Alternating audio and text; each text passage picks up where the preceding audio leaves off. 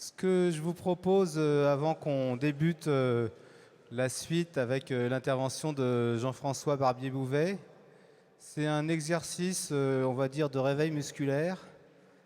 Vous savez que La Vie, c'est un journal, un hebdomadaire d'actualité. Et l'actualité sportive en ce moment, c'est la Coupe du Monde de rugby. Vous êtes de Strasbourg, peut-être qu'il y a des gens qui viennent d'ailleurs. Moi, je suis du Sud-Ouest. Et donc, c'est vraiment un événement, la Coupe du Monde de rugby. Alors, mon fils, il fait du rugby. Et de temps en temps, je vais le voir jouer. Et donc, avant de faire le match, il y a un échauffement. Parce que le rugby, il y a du contact. Donc, il faut s'échauffer, notamment, il faut s'échauffer le haut du corps. Alors, ce que je vous propose, c'est de faire une partie de l'échauffement de rugby que fait mon fils quand il joue, si vous voulez. Alors, vous le levez, levez-vous. Mettez-vous un peu dans les travées parce qu'on va un peu bouger les bras, donc il ne faut pas que vous empêchiez tout de suite votre voisin. Voilà, prenez le temps de vous mettre, qu'il y ait un peu d'espace quand vous bougez les bras, vous ne touchez pas tout à fait. Il ne s'agit pas de mettre des baffes à vos collègues, même si vous commencez à les connaître. Bon, voilà, donc, alors c'est intéressant aussi, ça permet de travailler la distance qu'on a vis-à-vis des autres. Voilà. Trop près, c'est un peu compliqué, trop loin aussi. Bon, alors premier exercice d'échauffement, je vous le montre.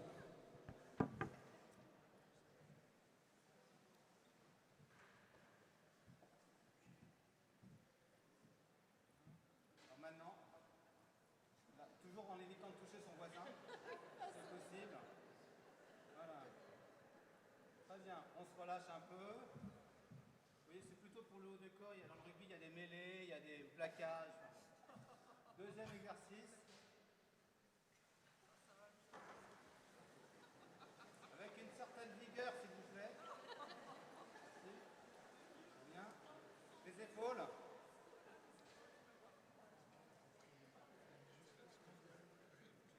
Très bien. On relâche un peu les muscles. Troisième série et dernière série d'exercices. Plus classique, mais vous verrez, ça travaille les épaules. Voilà, on a l'impression qu'on va s'envoler, c'est très beau, mais d'ici. Dans l'autre sens. On reste un peu immobile. On tient. Voilà, je vous remercie.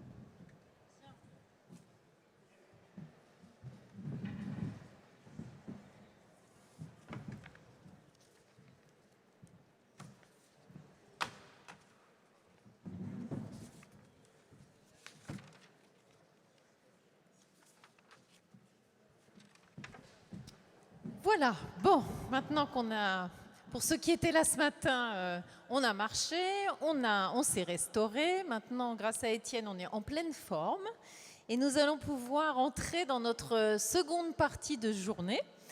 Alors d'abord, bienvenue à tous ceux qui rejoignent cette journée Sens et Santé, qui a commencé depuis ce matin.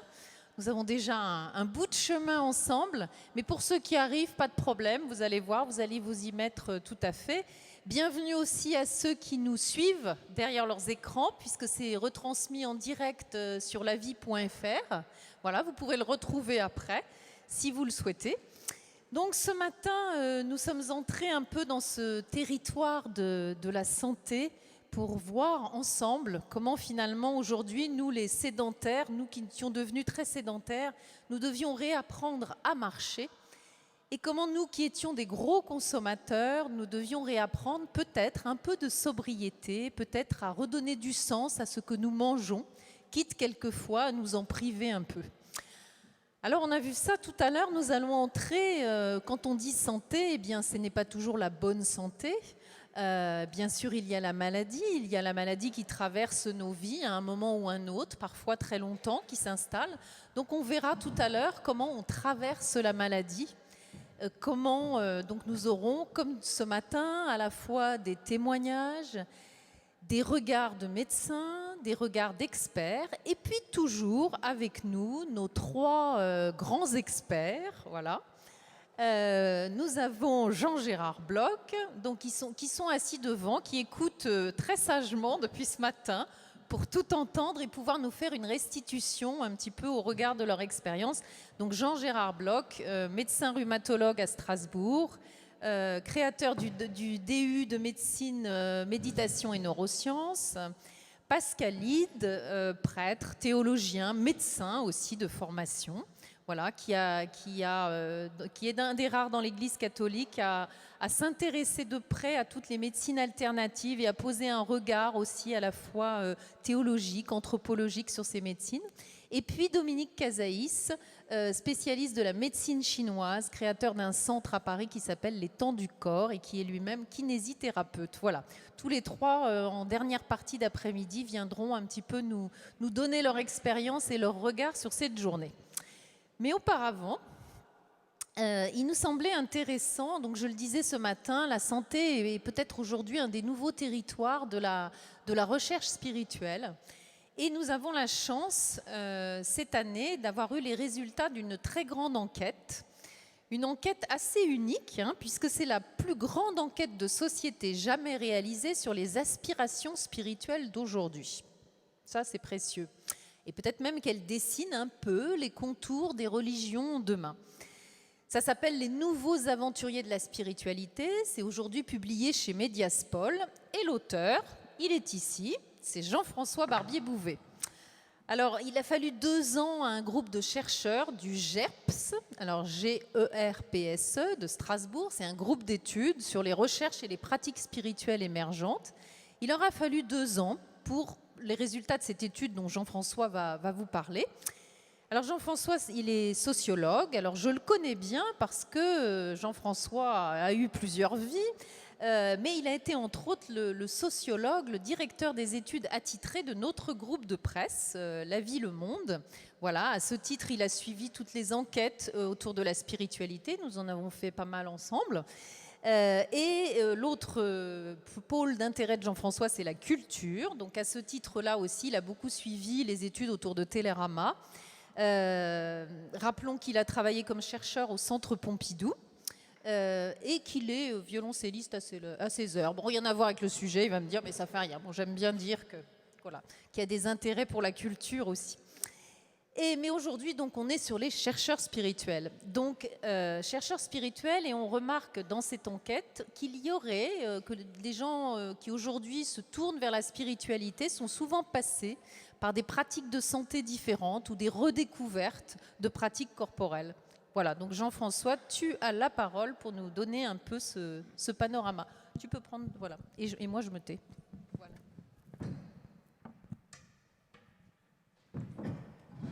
J'ai un problème avec mon corps, là.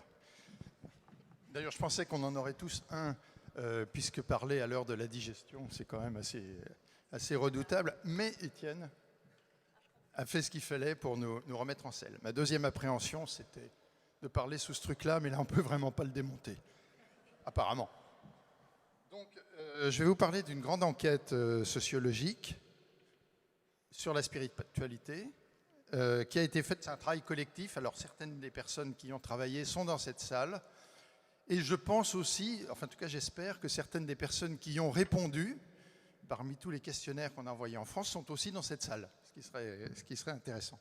Et donc son objet, c'est d'analyser, d'un point de vue sociologique, c'est-à-dire d'analyser l'évolution des comportements spirituels avec d'autres catégories que les catégories spirituelles, mais avec des catégories extérieures à cet univers, qui sont les catégories classique des enquêtes sociologiques. Alors, qu'est-ce qu'on entend par chercheur spirituel? Parce qu'au fond, le terme est quand même assez il peut être imprécis. D'une certaine manière, tout le monde, 100% des Français, cherchent à donner du sens à leur vie. Donc ça fait quand même un gros échantillon. Et je me suis amusé à regarder dans une compilation de dictionnaires de synonymes de l'Université de Caen. Il y a, que je ne dise pas de bêtises, 27 synonymes du mot sens, alors qu'il n'y a que 7 antonymes pour non-sens, etc. Et du coup, c'est vraiment effectivement l'affaire de tout le monde. Mais pour autant, tout le monde cherche à donner du sens à sa vie, mais tout le monde n'inscrit pas forcément cette recherche de sens dans une dimension spirituelle.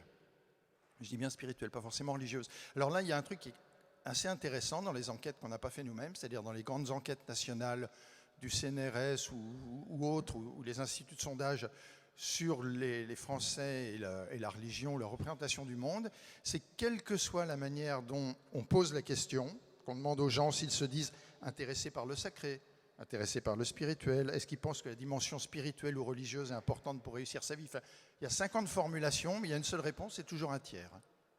C'est-à-dire que, quelle que soit la manière de le demander, il y a un tiers des Français qui se reconnaissent dans une attitude spirituelle.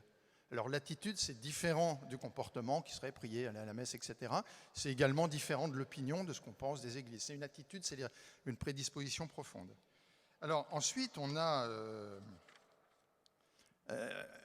donc au sein de cette attitude, tout le monde n'entreprend pas forcément des démarches actives pour progresser sur son chemin de spiritualité ou sur son chemin intérieur. Et alors là, c'est là que l'enquête devient compliquée, parce qu'on n'allait pas descendre dans la rue en demandant aux gens est-ce que vous avez une démarche active pour progresser sur votre chemin d'intériorité. Donc on a pris un autre biais. Il y a énormément de centres en France qui proposent des stages, des sessions, des cours, enfin des week-ends, des tas de trucs comme ça, pour faire du développement personnel ou du développement spirituel ou des pratiques corporelles ou des pratiques énergétiques, de la méditation, etc. Donc on est passé par ces centres pour trouver notre échantillon, en considérant que tous ceux qui ont fait une démarche active, c'est-à-dire qui ont consacré du temps, puisqu'un week-end minimum, bon, et dans des lieux faits pour ça, que ces lieux soient des lieux chrétiens ouverts à d'autres types de pratiques spirituelles que les pratiques chrétiennes, ou que ce soit des lieux totalement neutres de ce point de vue-là. Et c'est eux qui ont envoyé notre questionnaire dans la nature, par Internet. On a eu au départ 50 000 personnes contactées. Il y en a 8 000 qui ont répondu entièrement au questionnaire, qui faisait quand même une demi-heure. Et il y en a 6 000 qui... Parce qu'on leur posait des questions pour savoir s'ils se situaient eux-mêmes dans une démarche spirituelle. Après tout, on peut faire du développement personnel pour aller mieux ou pour ne pas avoir mal au dos, ou je ne sais pas quoi.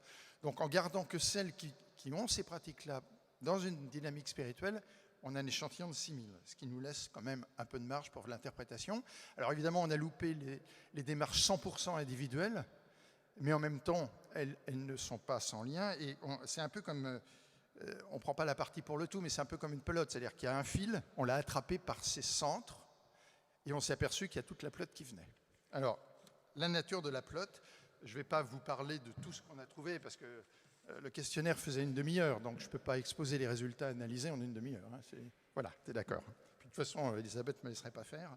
Donc, je vais essayer de me centrer un petit peu sur la dimension corporelle, mais pas seulement, puisqu'elle intervient fortement dans les démarches de beaucoup de gens qui sont, je dirais, des gens qui font du hors-piste sur le plan spirituel, en dehors des catégories classiques ou des institutions classiques en France de l'Église catholique. Alors donc on a des gens qui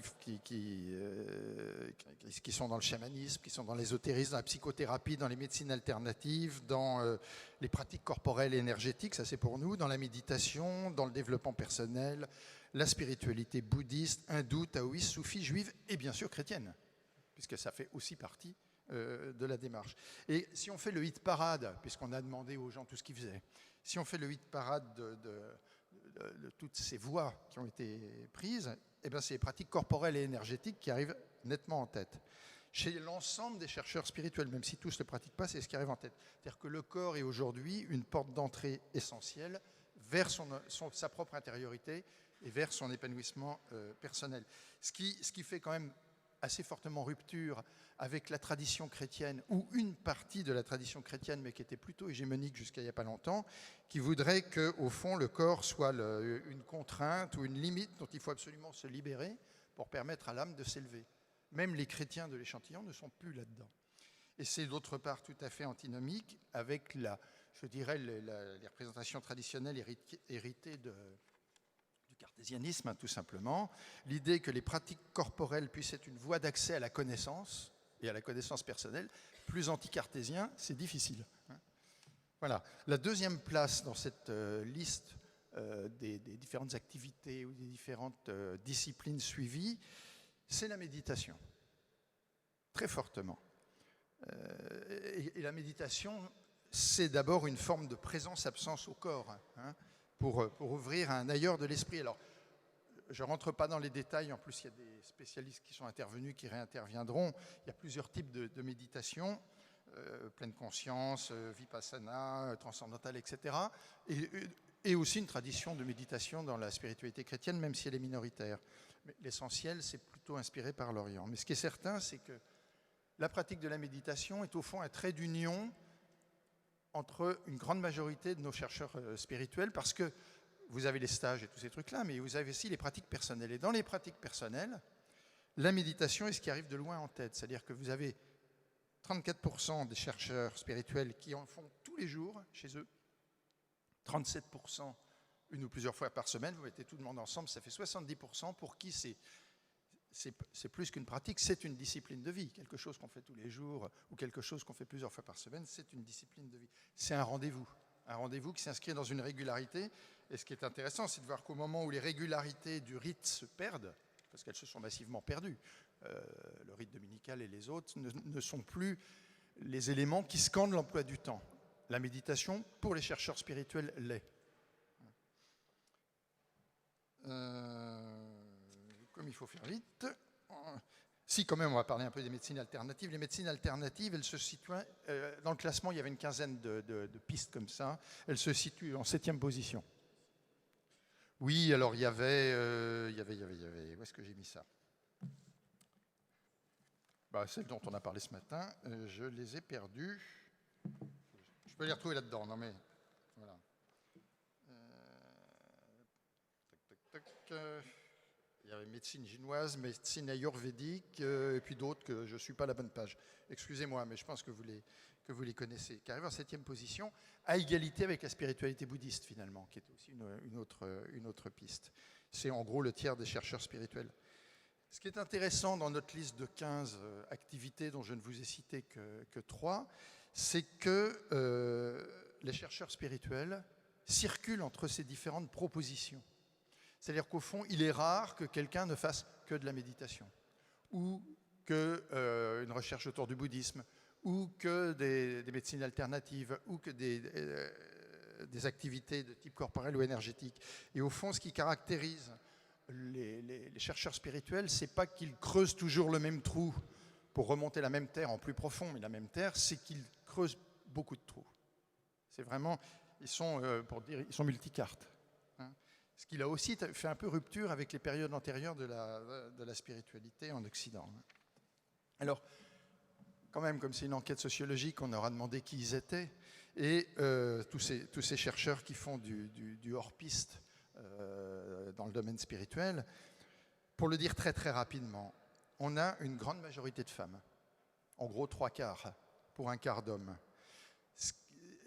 Cette disproportion au profit des femmes, on la retrouve dans le travail sur soi de manière générale, on la retrouve dans l'univers du religieux. Là, on est à l'intersection des deux et je pense que du coup, elles se cumulent. Ce qui est intéressant, c'est qu'effectivement, on a moins d'hommes. Donc, il y a comme une barrière à l'entrée pour rentrer dans ce type de démarche. Par contre, ceux qu'on a interrogés, qui eux avaient sauté le pas, même s'ils sont minoritaires, avaient sur toutes les autres questions à peu près les mêmes réponses que les femmes. C'est-à-dire qu'il n'y a pas une manière féminine et masculine d'être spirituelle. Par contre, il y a pour les hommes un barrage à l'entrée de la spiritualité, ce qui est d'une toute autre nature, évidemment. Alors, la pyramide des âges, ce n'est pas une pyramide, il n'y a pas la forme comme ça, c'est une cloche. C'est-à-dire que, fait, on a les gros bataillons, si je puis dire, où la bosse démographique, c'est entre 50 et 65 ans, qui est le moment où on peut faire le point sur soi-même, et c'est aussi le moment où on est un peu dégagé des obligations familiales, qu'on a casé les enfants, et qu'on n'est plus forcément dans une logique de surinvestissement professionnel, où il faut faire la peau de tout le monde pour avancer. Troisième critère, le niveau socio-culturel. Alors là, c'est une constante ou presque dans notre échantillon, c'est que les gens ont un niveau de diplôme très, très, très supérieur à la moyenne nationale. Ils ont, je sais pas, il y a au moins 84% qui ont fait des études supérieures, et parmi eux, presque la moitié qui sont allés à bac plus 4 ou 5 et plus. Donc c'est considérable.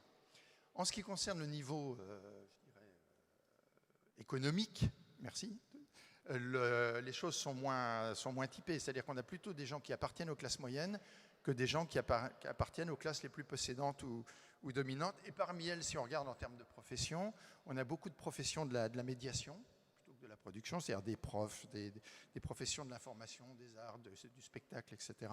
Et on a pas mal de professions de santé, que ce soit la santé corporelle, santé mentale, etc. Donc des médecins, des psychologues, des thérapeutes divers, qui sont surreprésentés. Je ne dis pas qu'ils sont majoritaires, mais ils sont plus nombreux qu'ils ne le sont en moyenne dans la population française. Dernier point, des gens qui sont dans une démarche active de recherche spirituelle, un peu marginale souvent par rapport à l'Église, mais active. Ils sont répartis dans toute la France aussi bien. Il y en a en gros un quart en région parisienne, un quart dans les grandes villes, un quart dans les petites et un quart en zone rurale. Donc si vous voulez, on a souvent une image de bobo quand on parle des gens qui sont dans les nouvelles démarches spirituelles. Des bobos, c'est plutôt des urbains et des parisiens. Ben non, pas seulement, manifestement pas. C'est plutôt des gens aisés, pas tant que ça. C'est plutôt des gens diplômés, alors là oui, à fond, ça, effectivement. Et c'est plutôt des jeunes, ben non, rarement. Donc, la catégorie bobo n'est pas opératoire. Dernier point pour les caractériser, au fond, même s'ils font un pas de côté par rapport au christianisme, on peut avoir un pied dedans, un pied dehors, puisqu'on peut mener plusieurs recherches, enfin plusieurs activités de recherche parallèlement. Et donc on leur a demandé s'ils se reconnaissaient comme chrétiens, comme bouddhistes, comme juifs, comme athées, etc. Et la première information de cette question, c'est que si on fait le total des réponses, le total ne fait pas 100%, mais 110%. C'est-à-dire que dans les éléments qui peuvent caractériser certaines personnes, il y a le fait d'être à la fois et chrétien et bouddhiste, par exemple. Donc le fait de se donner plusieurs appartenances. Et ça, c'est un truc qu'on n'avait jamais étudié nulle part en sociologie religieuse. La deuxième chose, c'est qu'une personne sur 4 ne se reconnaît dans aucune religion, que ce soit une religion classique occidentale de leur pays, chrétienne, ou dans une religion orientale. Ni de près, ils n'en ont pas la pratique, ni de loin, ils ne se reconnaissent pas de filiation. Un quart dans une population qui, à 100%, définit sa démarche comme spirituelle. Ce qui est intéressant. Et en fait, on voit dans d'autres endroits de l'enquête des réponses qu'on n'avait d'ailleurs même pas demandées, puisqu'alors on a fait une enquête avec des questions fermées, mais tout le monde pouvait commenter les questions, y compris pour dire qu'elles étaient nulles, ou pour rajouter des questions qu'on n'avait pas posées. Et dans ce qui est sorti le plus fortement, il y avait une distinction spontanée, il n'y a pas de question là-dessus, entre ce qui est spirituel pour eux et ce qui est religieux. Alors, comme on est sur le corps, on ne va pas tellement développer, mais ce qui est vrai, c'est que les deux manières d'appréhender la différence, pour certains, la spiritualité s'oppose à la religion, plutôt la religion est un frein à la spiritualité ou un obstacle, tel qu'ils la conçoivent, et pour d'autres, la spiritualité est un dépassement de la religion, c'est-à-dire que la religion est une forme inaboutie de la spiritualité qu'il faut dépasser sans forcément la renier, elle peut nous faire la courte échelle pour accéder à la spiritualité qui est une forme aboutie. Alors, il y en a 60% qui se reconnaissent comme chrétiens. Parmi eux, il y en a 1 sur 2 qui pratiquent seulement, sur nos 60%. Et il y en a 4 sur 10 qui disent qu'ils se sentent assez éloignés ou très éloignés de leur religion telle qu'on leur a enseignée, tout en reconnaissant et en assumant la filiation. Et on voit aussi dans d'autres questions où les gens nous racontent tout leur parcours. Et quelquefois, c'est un parcours qui fait quand même des boucles assez vastes entre plusieurs spiritualités, etc. C'est que très souvent, quelqu'un qui était d'origine chrétienne, après avoir essayé beaucoup de choses, retrouve ses racines chrétiennes, mais en les réévaluant complètement à l'aune des expériences qu'il a fait entre-temps. Il me reste 1 minute pour conclure. Ah bon, je vais faire sauter plein de trucs alors. 2 minutes. Bon, alors, je vais finir par un certain nombre d'idées toutes faites qui circulent beaucoup, entre autres dans l'Église d'ailleurs, à propos des nouveaux chercheurs spirituels. parfois même qualifiés de sectaires, et qui, quand on donne la parole aux intéressés, eux-mêmes, au lieu de parler à leur place, et là on a donné la parole à 6000 personnes quand même, se trouvent complètement contredites. C'est vrai qu'aujourd'hui, dans cette démarche, que je n'ai pas beaucoup eu le temps de développer, mais ce qui a pris une importance centrale, c'est l'expérience personnelle. Et c'est ça qui fait problème parfois à ceux qui voient les choses de loin. L'expérience personnelle, c'est considéré d'une part comme un vecteur fondamental de la connaissance, plus que l'enseignement théorique, et d'autre part, comme ce qui permet de valider une certitude. C'est-à-dire que dès lors qu'on attend du spirituel, non pas une vérité, mais un épanouissement, ce qui définit qu'une chose est bonne, ce n'est pas simplement qu'elle est attestée par un magistère ou par l'histoire, c'est qu'elle me fait du bien à moi. Alors ça perturbe beaucoup de gens qui pensent que ça amène à toutes les dérives. Première dérive imaginée, c'est qu'on entend souvent parler à propos des chercheurs spirituels d'égocentrisme ou de nombrilisme, après tout, puisqu'ils sont à eux-mêmes les talons de leur propre démarche. Effectivement, ça peut paraître dangereux d'être à soi-même à la fois le point de départ et le point d'arrivée. Or, quand on analyse de près les réponses, on s'aperçoit que ces démarches, elles sont centrées sur l'individu, évidemment, mais elles ne débouchent pas sur l'individualisme. Elles débouchent sur ce qu'on, alors dans notre jargon, excusez-nous, on appelle l'individuation, c'est-à-dire un chemin de construction de son émancipation et de son autonomie, mais c'est un chemin qui tient compte de la conscience de l'autre. Et ça veut dire quoi? Au fond, il y a une conscience de l'altérité extrêmement aiguë chez ces gens qui passent par eux-mêmes pour aller plus loin. De manière concrète, il y a deux mots importants. Le premier, c'est l'empathie. C'est-à-dire que l'attitude qu'on a envers les autres, c'est plutôt que c'est dialoguer avec l'autre, mais c'est dialoguer avec l'autre, l'idée c'est plutôt de se projeter à sa place pour mieux communiquer qu'argumenter pour mieux convaincre. Ça, c'est transversal à tous ces chercheurs. L'autre élément concret, c'est l'exemplarité. C'est-à-dire que quelqu'un qui paraît exemplaire et qui suit une voie spirituelle devient ipso facto à un moment donné, provisoirement peut-être, mais un guide. Et soi-même, on aimerait être aussi exemplaire vis-à-vis des autres. Voilà. Et par ailleurs, et d'un point de vue plus théorique, ils se sentent profondément reliés au monde. Et simplement, c'est une solidarité qui n'est pas prosélyte, c'est-à-dire qu'ils ne militent pas forcément pour changer le monde, mais sont absolument convaincus qu'il faut se changer soi-même pour changer le monde. Alors, ça, c'était une idée toute faite sur l'individualisme. Deuxième idée toute faite, il y en a que 3. Enfin, il y en a plein d'autres, mais il y en aura que 3 aujourd'hui. C'est le bricolage spirituel. Au fond, on dit, ben voilà, on a des chercheurs spirituels qui mettent en œuvre ce qu'Hervieux Léger appelle une individualisation du croire. C'est-à-dire qu'ils ne se privent pas d'aller regarder dans les autres traditions. Ils ont d'autres pratiques, éventuellement, que la tradition dans laquelle ils ont été élevés, y compris beaucoup de pratiques corporelles. Et du coup, on pense que c'est du bricolage. Le bricolage, il y a 2 idées fausses derrière tout ça. C'est que d'une part, ce serait superficiel, et d'autre part, ce serait syncrétique. Là aussi, quand on en parle, la superficialité ou le zapping, qui est le mot qu'on entend le plus souvent, en gros, c'est une démarche volatile. Or, en fait, on s'aperçoit que si l'objet de la démarche spirituelle peut évoluer au fil d'une vie et peut faire des itinéraires non linéaires ou porter sur des univers apparemment éloignés, en fait,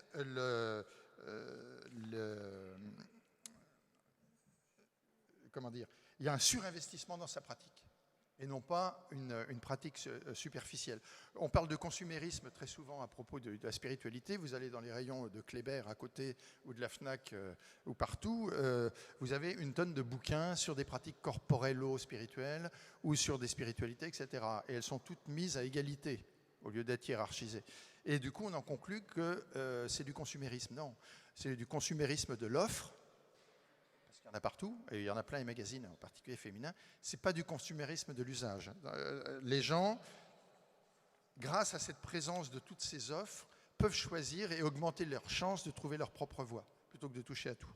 Quant au syncrétisme ou au relativisme spirituel, qui produirait, ça met la panique dans l'église, des constructions baroques avec des emprunts multiples, où les gens prendraient ce qui les arrange. Ben non, les gens prennent ce qui leur paraît essentiel, ce qui n'est absolument pas la même chose, et ce qui implique un discernement, qui est un mot qui normalement devrait nous parler à tous.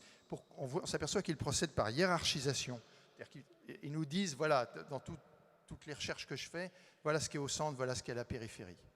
Voilà ce qui est avant et voilà ce qui est après. Il y a un tronc central qui s'enrichit d'apports multiples.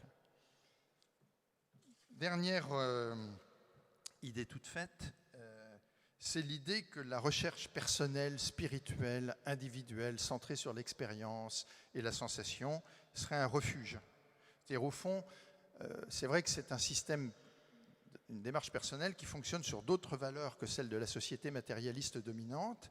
Et après tout, on pourrait dire que ça va déboucher sur un retrait du monde, ou ça pourrait consoler du monde, ce qui est une autre manière de le dire.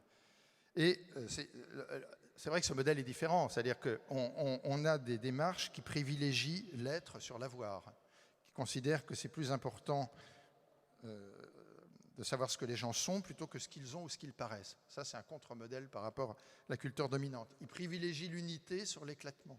C'est-à-dire que l'homme, il est en miettes entre toutes ses fonctions, toutes ses activités, et pour eux, ce qui est important, c'est de rechercher ce qui fait unité. De même qu'ils sont dans la non-dissociation entre le corps et l'âme, ils recherchent ce qui fait unité dans les démarches personnelles. Troisième élément de contre-modèle sont des personnes qui privilégient l'être humain sur son instrumentalisation. C'est-à-dire qu'au fond, la vie avec les autres, elle doit être vécue comme une relation, pas comme un rapport de force. Et ça, on pourrait penser que par rapport à la société dominante, ce n'est pas tellement tendance. Et du coup, ils privilégient le temps dans toutes ses dimensions. Et le temps, ça veut dire qu'ils surinvestissent le présent, c'est-à-dire le moment de l'expérience. Toute la société surinvestit le présent. Mais en même temps, ils revalorisent la notion de durée, c'est-à-dire qu'ils ne se projettent pas dans un au-delà, parce que l'au-delà n'est plus trop la problématique de nos chercheurs spirituels, mais ils se projettent dans une progression d'eux-mêmes, au lieu d'être dans l'effet immédiat. Ils réintroduisent de la lenteur, alors qu'on est dans une culture de l'impatience, et ils revalorisent les sources, les grands textes fondateurs, les grandes traditions fondatrices, en faisant parfois l'économie de toutes les gloses qu'il y a entre les sources et eux, ou toutes les institutions qu'il y a entre les sources et eux, par exemple les églises. Voilà. Et en fait, ce contre-modèle ne les coupe pas du monde. Et ce n'est pas un modèle réactionnaire, ils ne rêvent pas de revenir à ce monde idéal ou une résistance, c'est une acceptation. Et là, Régis Debray, il a une expression que j'aime beaucoup, il parle de l'effet de jogging. L'effet de jogging, c'est quoi? Il dit, au fond, plus une pratique sociale est dominante, plus une idéologie sociale est dominante, plus on a envie de faire le contraire. Plus la voiture s'est répandue, et plus on prend sa bagnole, y compris pour aller chercher le pain à 300 mètres, plus s'est développé la marche à pied et le jogging. Et ce n'est pas que l'un s'oppose à l'autre, c'est que l'un entraîne l'autre. Et au fond, de la même manière que plus on vit dans un monde de bruit, dans tous les sens du terme, bien sûr, plus on aspire au silence. Et d'où le succès des séjours en retrait ou en retraite, ou dans les monastères, etc. Mais ce n'est pas pour y rester, ce n'est pas pour se faire moine. C'est pour refaire des forces et replonger. C'est-à-dire qu'au fond, la démarche spirituelle, telle qu'on l'a étudiée dans l'enquête, elle ne consiste pas à fuir le monde, mais à donner de l'épaisseur au monde, à travers soi-même, et à s'en extraire, mais pour y replonger ensuite, sans vouloir forcément le changer, mais plus fort et plus riche.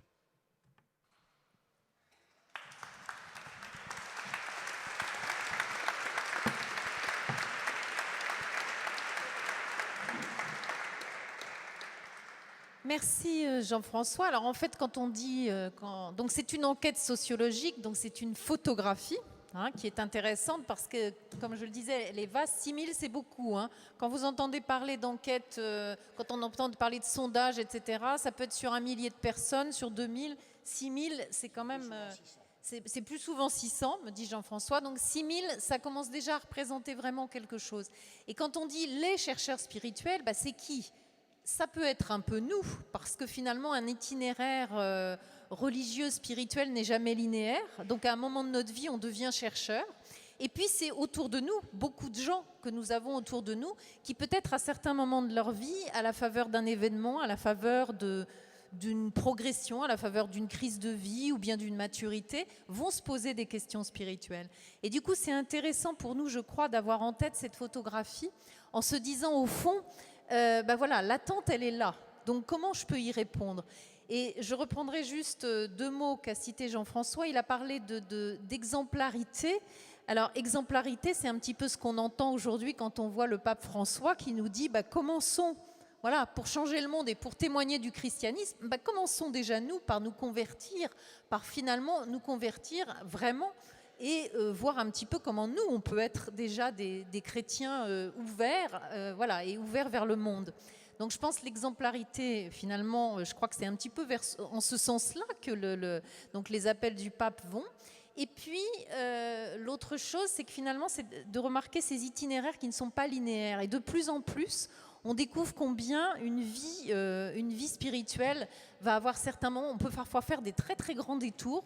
Beaucoup de ces chercheurs sont partis de la foi chrétienne de par leurs racines et vont y retourner, mais pas parce qu'ils ont coupé, mais parce qu'ils se sont enrichis. Et je crois que ça, c'est un vrai changement. Parce qu'aujourd'hui, on peut considérer que vous pouvez aller faire des incursions dans d'autres domaines ou éventuellement même dans d'autres religions, que ce n'est pas en rupture, mais que ça peut être en continuité, en enrichissement. Et ça, c'est vrai que c'est toute une nouvelle, et ça va, enfin, j'allais dire que ça cadre aussi avec notre monde, qui est un monde où les influences, on circule de plus en plus, on migre, les influences se croisent, et je crois que nous sommes appelés à vivre avec un monde aussi comme ça, de trajectoires qui ne seront pas forcément linéaires.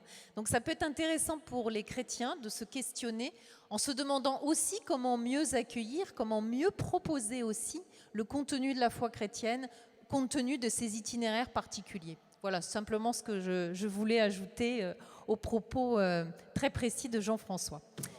Très imprécis, je vais faire un peu de pub, mais si vous voulez des propos précis, beaucoup plus développés, achetez le bouquin. Ça s'appelle « Les nouveaux aventuriers de la spiritualité ». Alors, on fait une petite pause. Étienne nous fait faire un petit exercice, voilà, ce qui va vous redonner l'occasion de bouger ou de parler un petit peu. Puis on va tout de suite après enchaîner sur notre débat, notre sujet suivant. Oui, en fait, au cours de cette journée, on vous propose aussi de parler un peu avec votre voisin de gauche ou de droite, parce que c'est ça aussi l'esprit des états généraux du christianisme. Écouter les intervenants, mais aussi profiter du voisin qui est juste à côté. Donc, on introduit chaque nouvelle table ronde par 2-3 minutes de discussion avec son voisin. La prochaine table ronde, elle s'intitule « Traverser la maladie ». Et donc, la question que je vous propose d'aborder avec un voisin à côté de vous, c'est la maladie, si c'était une couleur ou un objet, ça serait... Donc voilà, la maladie, si c'était une couleur, un objet, ça serait quoi ? Donc chacun prend 1 minute pour expliquer à l'autre ce qui lui vient spontanément. Je suis sûr que déjà il y a une couleur qui vous est venue, et bien vous la partagez avec votre voisin. Voilà, et on en reprend après dans 3 minutes.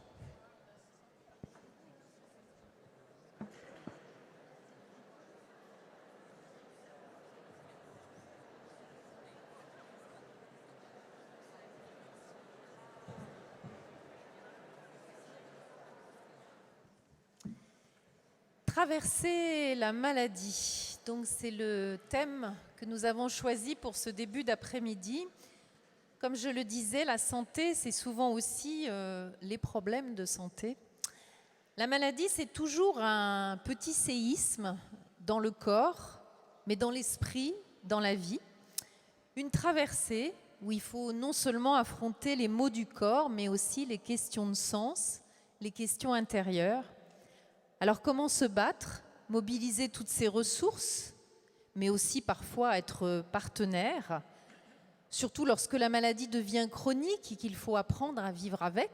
Les maladies chroniques sont un peu, comme on le dit souvent dans les journaux, les maladies, les maux du siècle.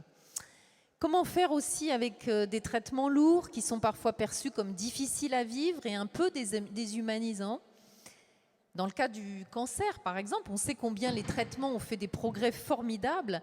Et en même temps, on sait aussi qu'aujourd'hui, les études sont souvent pas toujours très précises, mais 1 malade sur 2 aurait recours à des médecines complémentaires pour accompagner et pallier aussi à certains effets secondaires des traitements.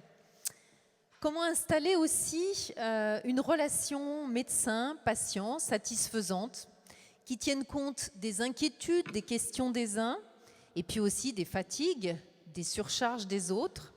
Comment se trouver une relation entre médecins, malades. Alors pour ce débat, nous avons choisi d'accueillir un patient, qui n'est pas que patient, parce que c'est vrai qu'on a tendance à dire un malade, on le réduit à sa maladie, il n'est plus qu'un malade, c'est d'abord une personne. Un médecin, qui est aussi une personne, et une théologienne, voilà, qui n'est pas une personne. Voilà, qui a été aumônier des hôpitaux. Alors, je voudrais d'abord me tourner vers Samuel. Alors, bonjour Samuel, j'accueille un confrère, puisque Samuel est journaliste, un peu concurrent, parce qu'il est journaliste à famille chrétienne. Vous voyez, on est très, très œcuménique dans les états généraux, et un ami aussi, un journaliste chevronné. Voilà, et qui se trouve qu'il est ici aujourd'hui, non pas pour nous parler de son métier, mais d'une autre aventure, une autre expérience qu'il vit depuis 3 ans, c'est ça. Depuis sa rencontre avec la dermatomyosite. Voilà, et Samuel en a fait un livre formidable qui s'appelle Peau rouge, qui est publié chez Salvatore, où il raconte avec beaucoup de courage, avec beaucoup de lyrisme et avec beaucoup d'humour, son combat, ou peut-être, alors je ne sais pas si c'est un combat contre ou un combat avec, mais c'est raconté comme une odyssée, voilà, où il combat la maladie et la gorgone, la déesse maléfique. Et son parcours à l'hôpital est aussi une odyssée à elle seule. Voilà. Et j'ai demandé aujourd'hui à Samuel de venir nous en parler, nous dire comment finalement il avait traversé la maladie, comment il avait mis des mots sur ces mots, et comment finalement aussi la relation avec l'équipe soignante aussi était importante. Voilà tout ce que, Samuel, tu as envie de nous dire sur quelles sont finalement les armes que tu as prises pour traverser cette maladie qui a bouleversé ta vie. Merci beaucoup Elisabeth. Vous m'entendez bien ? Voilà. Et pas trop fort non plus. Parce que, c'est vrai que je trouve que le titre de cet atelier, de ce débat est vraiment très bien choisi. Traverser la maladie. Et on aimerait bien, pour ceux qui sont proches, qui sont très malades ou pour soi-même, traverser la maladie comme on traverse ce magnifique petit pont Saint-Thomas. Je ne sais pas si vous l'avez en sortant de l'église à gauche. Il y a un magnifique petit pont. C'est tout à fait romantique, féerique. Et malheureusement, une maladie ne se traverse pas comme on enjambe le pont Saint-Thomas. D'abord, une précision. Je ne sais pas si on dit attrapé d'ailleurs, ou oui, disons qu'elle m'a attrapé. Cette maladie s'appelle dermatomyosite.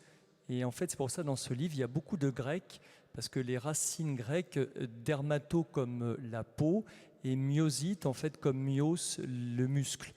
Et donc il existe tout un tas de maladies auto-immunes. Celle-ci, elle attaque donc la peau, les muscles, mais si on la laisse trop faire, elle peut aussi dérégler les poumons et le cœur. Et donc ça devient embêtant parce qu'en fait, elle vous mange en entier, quoi. Et je suis donc malade depuis 3 ans. Alors comme vous pouvez le voir, là je ne suis pas du tout aux dernières extrémités. Il y a des hauts, il y a des bas. Là, je suis plutôt dans les hauteurs.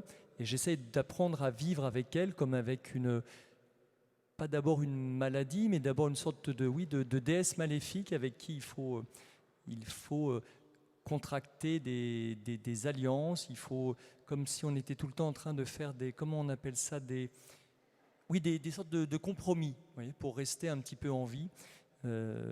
Et je voulais vous dire 3 choses simples qui, j'espère, vous toucheront parce que j'ai compris sur le tard, j'ai 47 ans, que finalement, peut-être que la maladie, avec l'amour aussi d'autrui, c'est peut-être l'expérience la plus universelle qu'on puisse faire. À ce jour, depuis 3 ans, je n'ai jamais rencontré quelqu'un qui ne me comprenne pas. Paradoxalement, je n'ai jamais eu autant le sentiment réel d'empathie, non seulement de la part du personnel soignant, mais de toute personne me connaissant un peu ou un peu plus. La première chose, c'est que la maladie, c'est vrai que c'est une tentative pour le patient. D'abord, moi, de tempérament, je suis très impatient. Donc l'épreuve est encore plus grande. La maladie, avant de la traverser, je pense que ceux qui, dans cette belle église, en ont fait l'expérience, la maladie, avant d'être une traversée, c'est d'abord une mise aux arrêts. On a l'impression qu'on est fixé quelque part. Vous savez, un peu comme ces papillons qui sont fixés avec une fine épingle. Elisabeth le disait, moi, mon métier, c'est toujours mon métier, mais il a un peu changé dans sa forme, c'est grand reporter. Alors après, j'ai vraiment eu l'impression d'être devenu du jour au lendemain un petit prisonnier, c'est-à-dire dans une petite chambre d'hôpital ou à la maison sans pouvoir bouger. Et donc j'ai vraiment eu l'impression d'un arrêt physique brutal.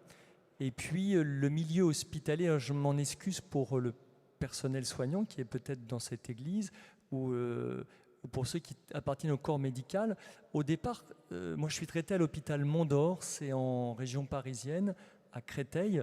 D'abord, le bâtiment a une allure tout à fait soviétique. C'est vrai que pour moi, là, l'épreuve était vraiment très forte de voir ce bâtiment en se demandant comment on pouvait y mettre des êtres humains, en fait. Ça ressemblait à rien. Pour la petite histoire, j'ai mis presque 2 heures à trouver l'entrée.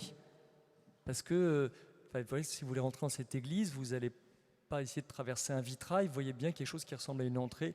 Il y a un sens, il y a un cœur. Enfin, l'hôpital Mont-d'Or, pour ceux qui connaissent, moi, j'en ai pas encore trouvé le sens. Maintenant, j'y vais régulièrement, donc je connais l'entrée.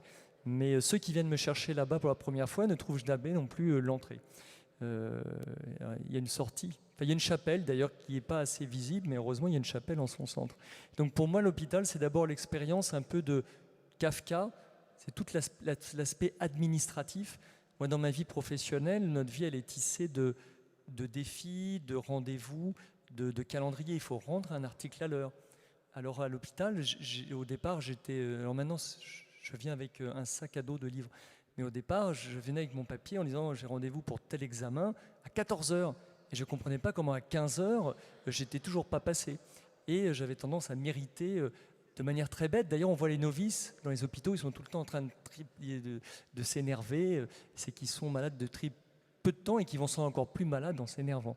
Et puis l'expérience aussi de la technique. Alors c'est Kafka d'un côté, un côté administratif un peu délirant, et Ford pour le côté technique et industriel. C'est-à-dire votre corps est soumis à tout un tas d'examens avec des noms barbares que vous ne comprenez absolument pas. Moi, j'ai fait un certain nombre d'études, alors plutôt littéraires, mais vraiment, on n'y comprend rien du tout. Il y a des lumières dans tous les sens, on vous perce de tous les côtés, et avec des résultats que vous n'avez jamais immédiatement. Et déjà, souvent, la plupart des résultats, vous ne les avez jamais à l'hôpital, d'ailleurs. Sauf quand c'est extrêmement grave, on vous rappelle. Mais à part les cas de gravité, donc c'est une expérience assez brutale de mise aux arrêts. Deuxième chose, c'est pourquoi est-ce qu'une maladie peut être une expérience de traversée. Alors là encore, j'espère que je ne suis pas seul à faire cette expérience, parce que comme c'est chronique, ce n'est pas terminé. C'est une traversée au point que moi j'avais comme seule arme l'amour de mes proches, l'amour du bon Dieu, mais surtout mon pauvre petit stylo. Voilà, un journaliste, à part la plume, on n'a pas d'arme spéciale.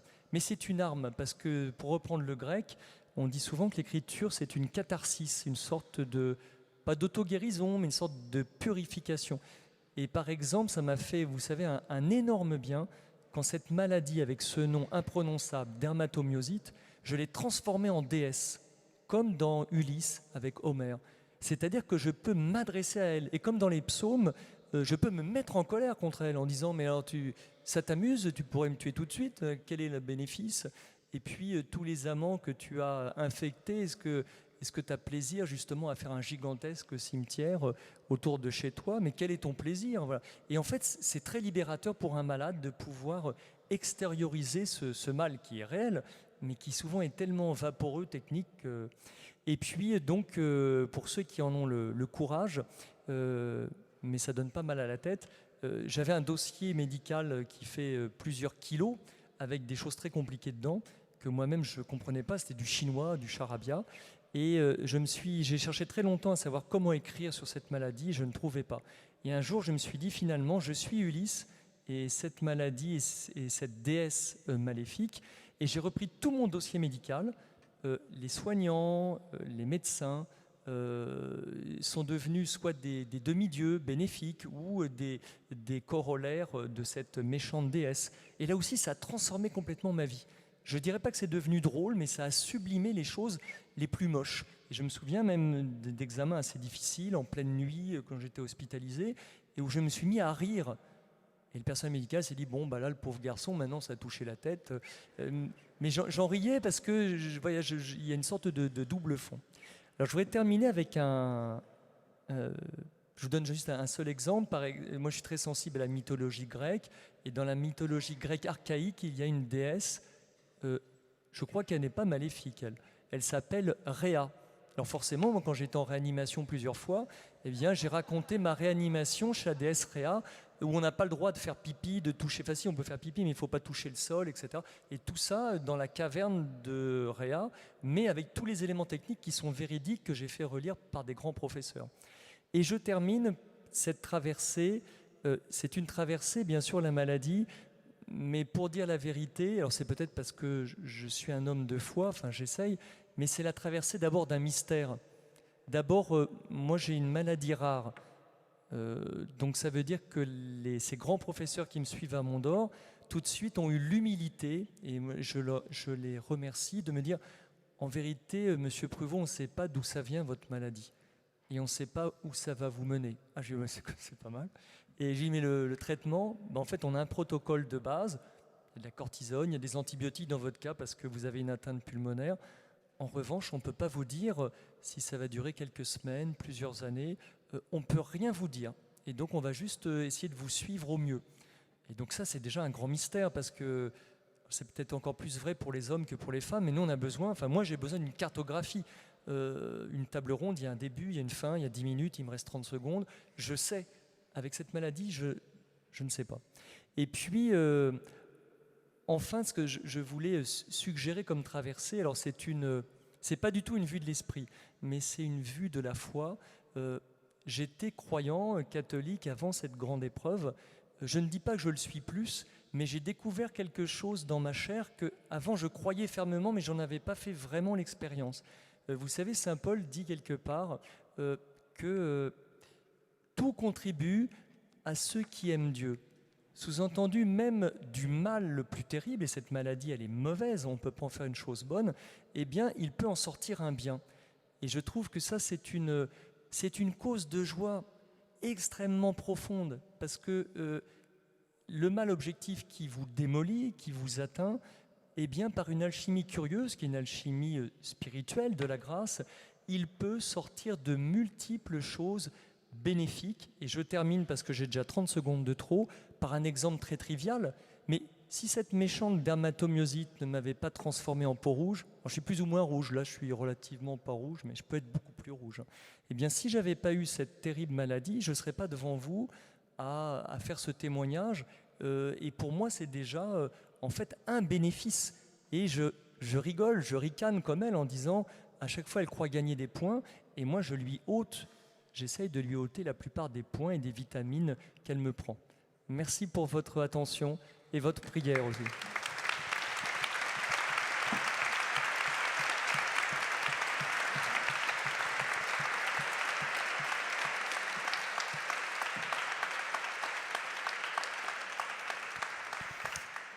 Merci Samuel. Juste une petite question. Alors je vous ai pas donné, j'ai oublié tout à l'heure de vous donner le mode d'emploi. Donc chacun va parler 10 minutes. Éventuellement, je refais préciser une chose et ensuite vous aurez le temps de quelques questions à poser à nos trois invités.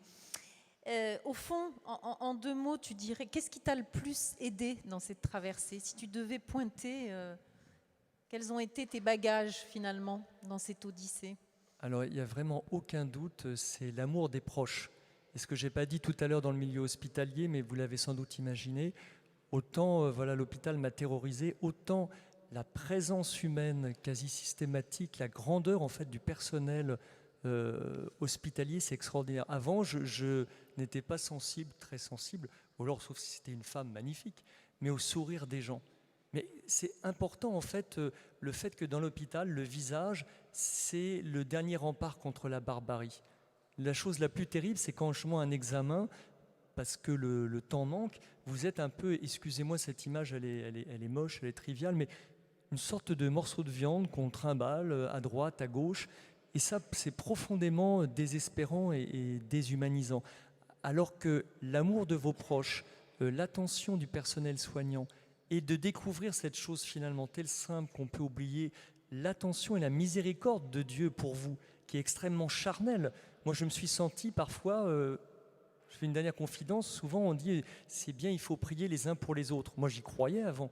Sauf que là, j'ai fait l'expérience que dans un état de grande faiblesse, on se sent quasiment porté. Parce qu'il y a des moments où j'étais en fauteuil roulant, je ne pouvais plus marcher à cause de de cette atteinte pulmonaire. Et je me sentais, alors j'étais toujours dans mon fauteuil, mais vraiment porté physiquement. Et le personnel soignant me disait, mais qu'est-ce qui vous arrive, vous carburez à quoi, vous? Et j'étais obligé de leur dire, et je carbure justement à l'amour des autres, à la prière, qui vraiment... et puis dernière chose aussi, il y a beaucoup de... Les médecins s'en sauraient plus que moi. J'ai eu des épisodes un peu critiques où normalement, et j'aurais dû beaucoup souffrir. Et Dieu soit loué, en fait, je ressentais rien. Donc, par exemple, j'ai eu des atteintes cardiaques. On me disait, mais monsieur, vous ne pouvez pas rester debout. Vu votre tachycardie, votre arythmie, je suis désolé, je ne sens rien du tout et je me sens presque bien. Et donc, je voyais le personnel médical avec des yeux ronds en se disant comment cet homme qui est au bord du gouffre a l'air tout à fait à l'aise, enfin à l'aise, presque à l'aise. Et en tout cas, c'est grâce à l'amour d'autrui. Et si un seul instant, en fait, un patient était privé de l'amour d'autrui et aussi de l'amour de Dieu, je pense qu'il n'y a pas d'alternative. Enfin, pour moi, ce serait le désespoir. Merci Samuel.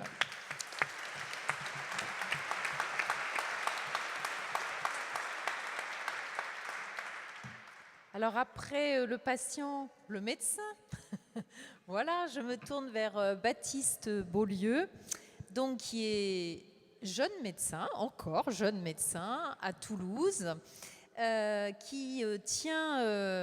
voilà, donc Baptiste, lors de son internat d'urgentiste, a ouvert un blog qui dure toujours, un blog qui s'appelle « Alors voilà, un journal de soignants soignés réconciliés ». Et puis c'est un blog qui a très très très bien marché, hein, je crois qu'il y a 5 millions de personnes qui suivent, et qui a tellement bien marché que Baptiste a été remarqué par un éditeur. Il a publié un premier livre dont les droits ont été vendus déjà pour le cinéma. Et puis, il vient de publier aujourd'hui. Alors le premier livre, c'était Les 1001 vies des urgences, hein, le premier titre. Et puis, il vient de publier un roman aux éditions Fayard. Alors, vous ne serez plus jamais triste. En résumé, une rencontre plutôt poétique, plutôt joyeuse tout de même, entre un médecin qui, lui, est un peu au bord du gouffre, hein, proche peut-être du suicide, et une vieille dame qui va lui apporter, je crois que Baptiste aime beaucoup aussi ses relations avec des patients d'un certain âge, une vieille dame un peu mystérieuse, mais qui va lui redonner aussi un certain sens de la vie. Alors une méditation humaniste, spirituelle, et je crois que humaniste et spirituel, c'est un peu le regard que Baptiste porte sur ce métier, qu'il écrit dans son blog comme le plus beau et le plus laid du monde. Et le médecin, c'est celui qui prend, écrivez-vous, l'ascenseur émotionnel une bonne centaine de fois par jour. Il sauve, il perd, et parfois il doit même se créer une armure. Et vous dites aussi, le soin, c'est aussi ce qui fait l'homme. Voilà. Alors avec tout ça, j'ai envie de vous demander, alors dur la condition du médecin ? Bonjour à tous, merci Elisabeth de m'avoir invité. Si vous m'entendez mal, jetez-moi des tomates dessus. Et je voudrais rebondir sur Samuel, sur ce qu'a dit Samuel et sur ce qu'il a dit notamment de l'amour et de la présence des proches. Moi, je ne sais pas comment traverser la maladie, mais je peux vous dire comment certains patients que j'ai vus l'ont fait ou ne l'ont pas fait.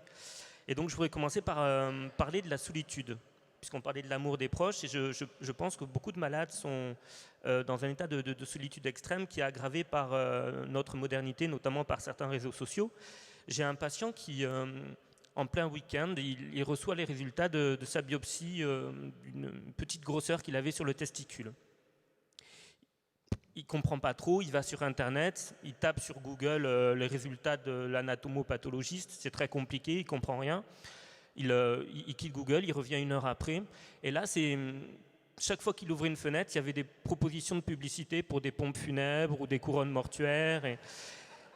Et ça, c'est les algorithmes, vous savez, qui enregistrent les résultats des recherches et qui proposent en fonction... Et donc, pour rebondir sur ce que disait Samuel, c'est important aussi d'avoir des gens à qui parler, des praticiens, mais surtout aussi des familles, de ne pas être seul, d'avoir une personne, voire des personnes qu'on aime. Et une des plus grandes consultations que j'ai pu faire, et j'étais étudiant, j'étais avec un médecin généraliste en stage, et il était atroce, il ne met pas les blancs, pas les noirs, pas les catholiques, pas les juifs, pas les arabes, pas les homosexuels, pas les non-homosexuels, il aimait personne. C'était terrible. Et un jour, on reçoit en fauteuil roulant un monsieur qui était brûlé de la tête aux pieds, au 3e degré. Et ça faisait un petit moment qu'il était brûlé comme ça. Et tellement brûlé qu'il avait ce qu'on appelle des brides, c'est-à-dire des morceaux de peau qui sont collés comme ça, vraiment une bougie fondue. Et avec un sourire jusque-là, il était marié, sa femme était enceinte de jumeaux, ils étaient en train de repeindre la maison. Et donc je voyais cet homme, mais qui avait des projets de voyage avec sa famille, qui était très très heureux. Et quand il quitte le cabinet, le médecin se tourne vers moi et me dit comme ça, tu vois cet homme, il y a 2 ans, il a mis de l'essence dans sa voiture, il a craqué une allumette. Il voulait mourir. Et j'ai vu cet homme, j'ai rarement vu un homme aussi heureux que ça, parce qu'après son accident, il a été soigné, il a rencontré une infirmière avec laquelle il est tombé amoureux, et puis ils allaient avoir un bébé, et il était heureux. Il était heureux alors qu'il avait perdu son corps d'avant, il avait perdu sa mobilité d'avant, ce qu'il n'aurait tout ce bonheur qu'il a eu, il ne l'aurait pas connu s'il était décédé. Et ça, c'est une histoire que je raconte souvent à mes patients dépressifs pour leur dire que la dépression est une maladie au sens physiologique du terme. C'est-à-dire qu'on voit tout en noir, mais c'est aussi parce qu'il y a des anomalies de neurotransmetteurs ou quoi. Je leur demande juste, tenez le coup. Restez là, on s'occupe de vous, vous laissez faire les traitements, les psys, l'entourage. Faites juste le gros dos, l'orage passe, et ça passe toujours. Et ça me permet de rebondir aussi sur une autre consultation qui avait été très difficile. Et, parce qu'on parle de la solitude, mais pour moi, la maladie, c'est aussi la mort des proches. Le deuil est aussi une forme de maladie quand on parle de deuil pathologique avec les différentes étapes du deuil qu'on n'arrive pas à passer. Et un jour, je reçois au cabinet, toujours chez ce même médecin qui était adorable, je reçois un homme qui venait pour des petites aigreurs d'estomac. Donc le médecin me dit, tu t'en occupes.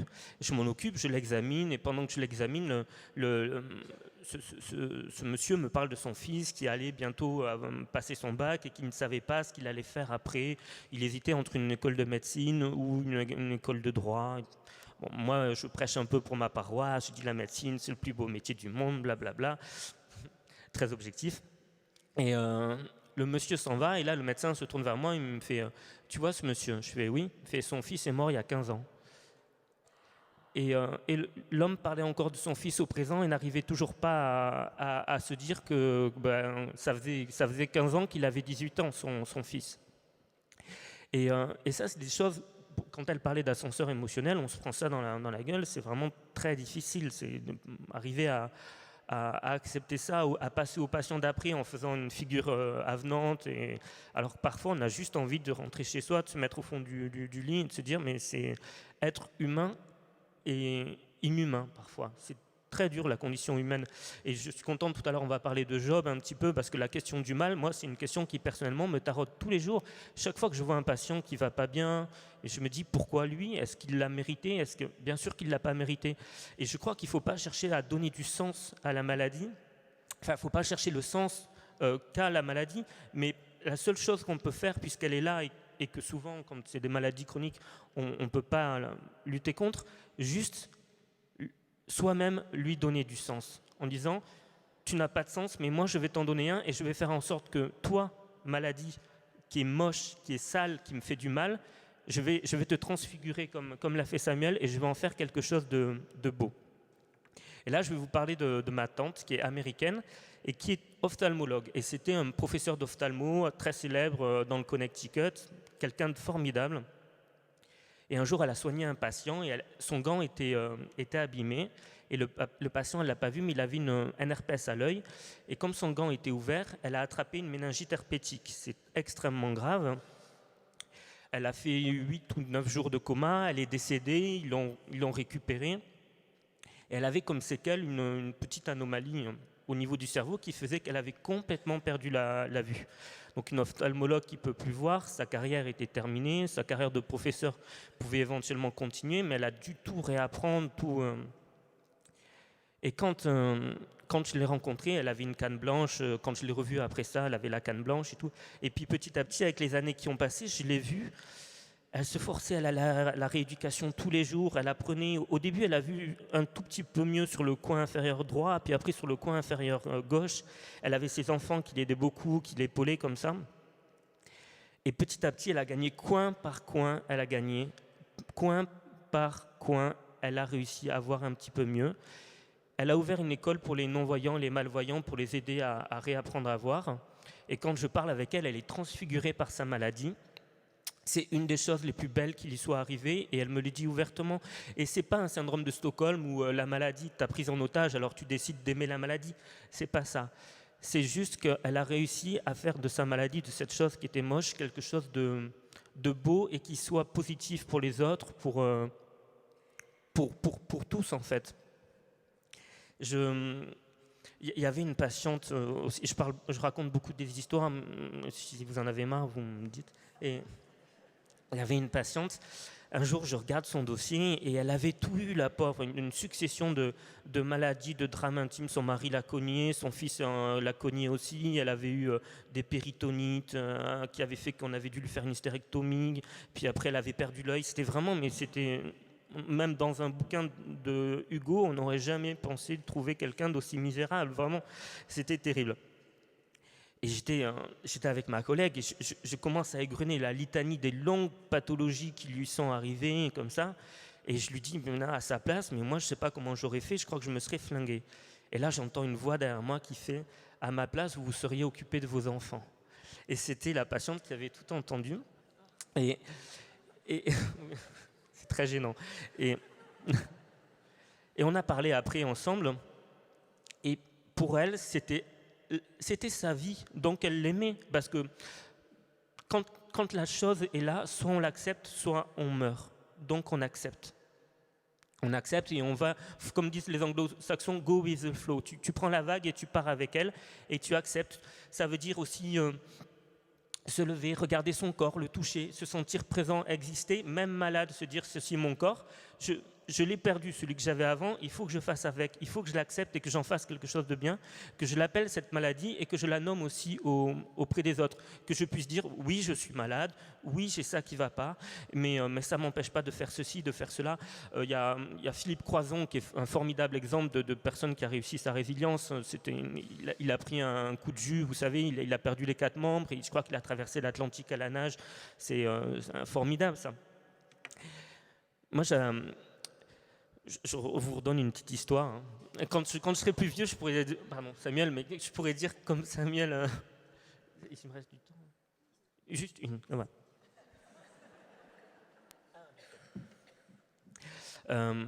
Il y avait un patient un jour à l'hôpital qui arrivait avec une gigantesque cicatrice sur le visage. Alors bien sûr, tout le monde voulait savoir. C'était un vieux monsieur de 90 ans. Pardon s'il y a des gens de 90 ans à la salle. Et il avait une grande cicatrice sur le visage et donc forcément tout le monde voulait savoir qu'est-ce qui lui était arrivé. Vous savez, on est tous curieux et personne n'osait lui demander. Alors un jour je rentre dans la chambre et je vais le voir, je fais bon, voilà, tout le monde veut savoir, est-ce que vous accepteriez de nous raconter? Alors la personne âgée était enchantée de me raconter. Voilà, elle disait quand j'avais 4 ans, elle me dit... je courais chez mon coiffeur et le coiffeur était en train d'aiguiser les rasoirs sur sa ceinture comme ça. Il m'a pas vu et quand je suis passé, il m'a donné un coup de rasoir comme ça. Il me dit mais ça m'a pas empêché d'avoir la plus belle fille du village qui est tombée amoureuse de moi. Elle m'a fait 4 enfants et c'est vraiment. Il me disait c'est ma cicatrice, c'est ma vie, c'est mon visage. Il est comme ça et je l'aime comme ça. Et à côté de ça. Dans la chambre juste à côté, j'avais une patiente qui était très âgée et qui tous les matins mettait un petit peu de fond de teint sur son poignet parce que c'était une rescapée des camps. Et elle avait une autre cicatrice, mais c'était un tatouage cette fois-ci. Et je crois que 60 ans après, elle continuait à mettre du fond de teint pour cacher ce qui s'était passé, cacher cette cicatrice-là. Et donc dans 2 chambres à côte, comme ça, on avait un monsieur qui avait parfaitement réussi sa résilience et qui en avait fait quelque chose de positif, une identité même. Et à côté, on avait quelqu'un pour qui c'était honteux, pour qui c'était... Et Elisabeth me demandait comment je tenais. Je lis beaucoup de poésie, et notamment, je peux vous le conseiller, c'est Fernando Pessoa, le poète portugais, qui est formidable, et qui parle un petit peu de la maladie, de la mort, et du pourquoi le mal... Pardon, excusez-moi. Hein? Un poème de Fernando Pessoa, qui est un poète portugais, qui a beaucoup travaillé sur ce qu'on appelle la tranquillité. Il parle de la maladie, de la mort et du mal. Et il dit que la maladie est importante parce qu'il faut qu'il y ait de tout dans le monde. Et que s'il manquait le mal ou la maladie, il manquerait quelque chose dans ce monde, et le monde doit être plein de choses. Et juste de lire ça, de savoir ça, je pense que c'est très rassurant que le monde est plein de choses. Merci Baptiste.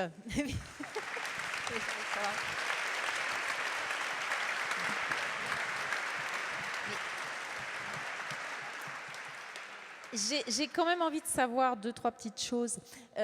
Au fond, entre ce que vous aviez comme projet quand vous êtes devenu médecin et puis aujourd'hui, la façon dont vous êtes médecin, est-ce qu'il y a eu une grosse évolution?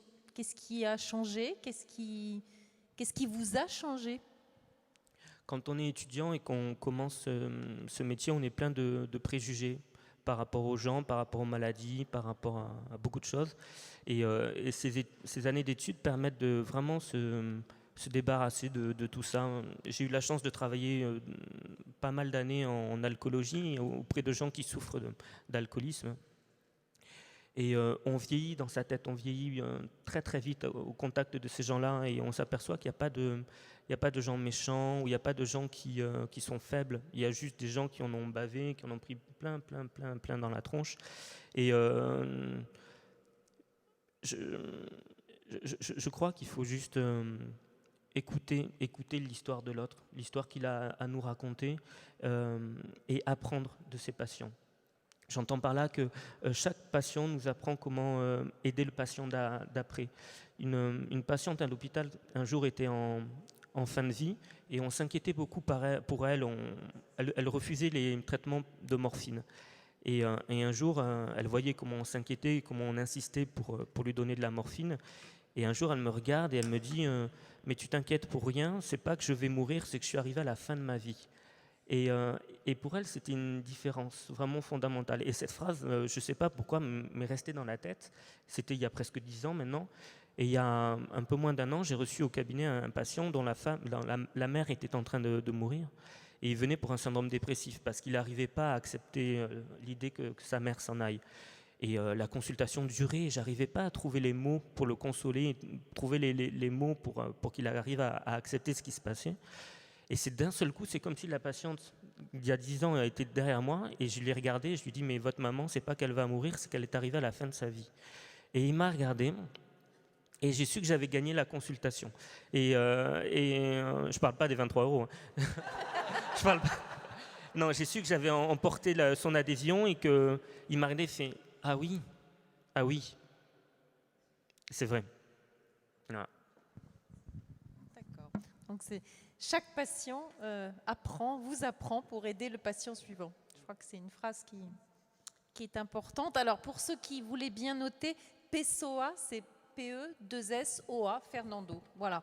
Parce qu'apparemment, je pense que c'est une lecture. Notamment son livre, un de ses livres les plus célèbres, qui s'appelle Le Gardeur de troupeaux, qui est magnifique, où il évoque beaucoup, notamment la figure christique, mais sous l'angle, ce qu'on fait trop rarement, je trouve, de l'enfant Jésus, c'est-à-dire de Jésus enfant. C'est magnifique, vraiment, je vous le conseille, vraiment.